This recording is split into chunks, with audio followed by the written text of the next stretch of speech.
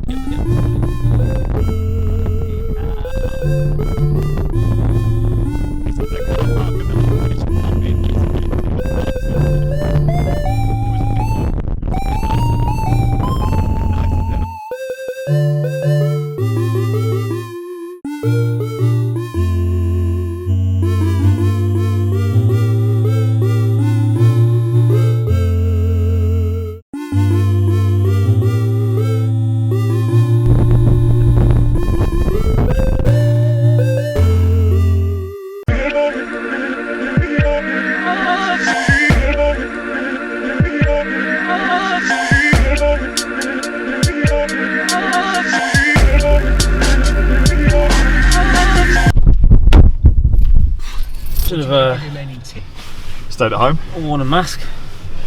Just What, keep my for warmth? face warm.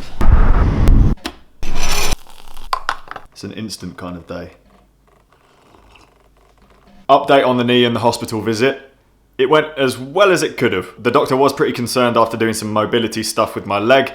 Had an x-ray, it's not broken. He reckons just severe bruising around the patella. He was saying the patella is quite separate from the rest of the knee in terms of joints and movement. So has said that I'm allowed to continue riding, which is fantastic news for me. I just have to be careful not to go too hard, listen to my body in terms of pain, and don't do anything too mega in the next couple of weeks. I'm taking today super easy. I'm going to kit out the turbo room with some new stuff, which should help with the overheating problem. And to be fair, there's quite a few bits we still need to sort out around the house as we have just moved here, which I've been neglecting because the riding's been pretty good.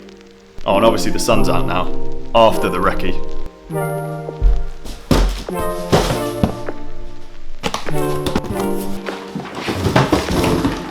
This is a 54km/h fan. And what's better than a 54km/h fan? Two 54km/h fans. I made a video about a week ago where I was doing a turbo session and I massively overheated. A lot of you recommended in the comments that I got a VacMaster fan. Now I guess this is a really small world situation, but one of the guys who actually works for Clever, the people that make the VacMaster fan, saw that video, got in touch. Turns out they're based in Newcastle and sent me two fans. But these ones are a little bit different to the standard offering. Now the originals of these fans are actually made building sites, drying bits of painted wall fast and sorting out floods. I guess as the word has spread in the world of cycling, people have found they're really good for turbo training. I currently have 3 standard fans, like floor fans, and they're quite big. I think they're 20 inch, and they don't really work if you're doing a hard turbo session. I've tried putting one right up against the window, still no joy, and I've referred to this study before. My cycling coach had a friend who was studying cooling during indoor cycling, and they found that it took 9 fans to replicate riding fast outdoors. Add into that problems with ventilation if you're not actually outside. It can be a bit problematic if you're doing hard sessions where you're putting in big efforts. I found that this whole room has ended up humid after a session just because of the heat generated. As you guys know, I'm not actually doing a hard session for a few days, so I won't be able to test them properly. But I can test them in another way.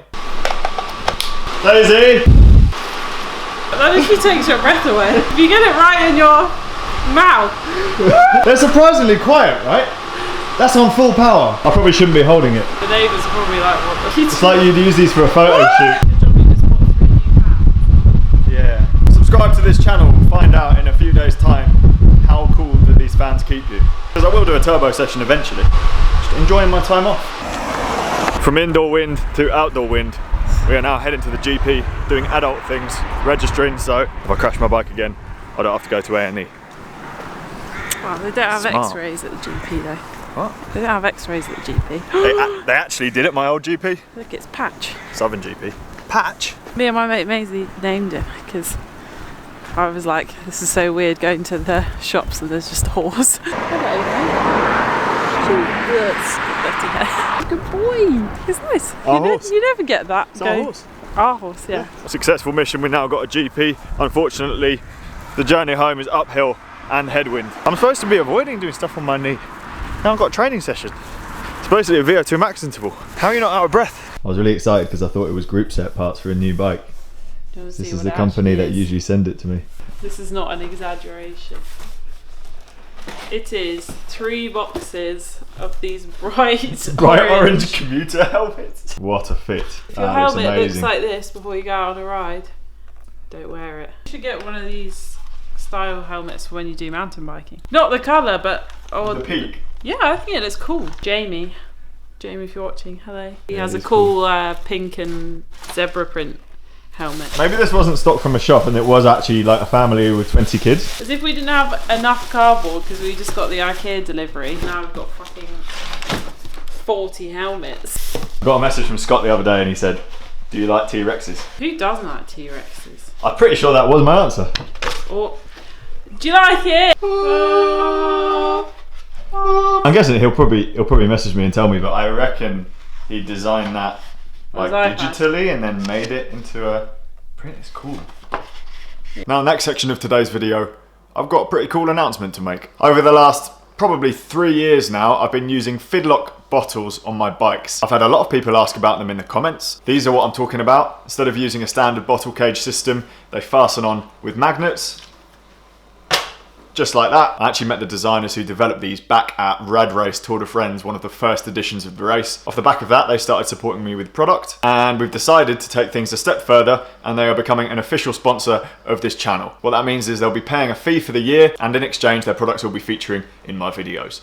Granted, that was already happening, so it's a really natural partnership where both parties benefit. It's going to be really nice working with them, especially with the mountain bike events that we're doing this year. The nice thing about this bottle cage system is that they don't fall off. So if you're riding gravel or mountain bike or anything off-road, you'll find a lot of the enduro guys use these because you have to twist them to get them off. Bumping around on your bike and taking hits, it's very rare that they'll come off. Just like with the other channel sponsors, they'll appear in the end slate of every video that I upload and in my channel description to hopefully make it clear when people are being advertised to. Earning money through YouTube itself and the advert revenue is really uncertain. So having brand deals like this, although it's only a few, makes a big difference. Small bits of money added up through the year turn into a salary. So I just wanted to finish this by saying I am massively grateful for opportunities like this. Working with brands like Fidlock means I can continue doing what I like doing, which is making videos and riding my bike, and hopefully the videos are entertaining for you guys too. So a bit of an insight into the structure of my channel. If any of you viewers want to know more, then put it in the comments down below, or potentially I can speak about it more in a future video because I know it's quite an interesting topic and a totally new form of media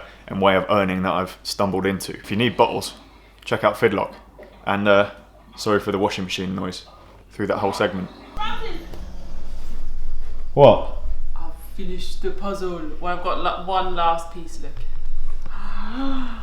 C-3PO's face. That's taken me like 2 weeks to do this whole thing, and I did it all by myself. It looks so good.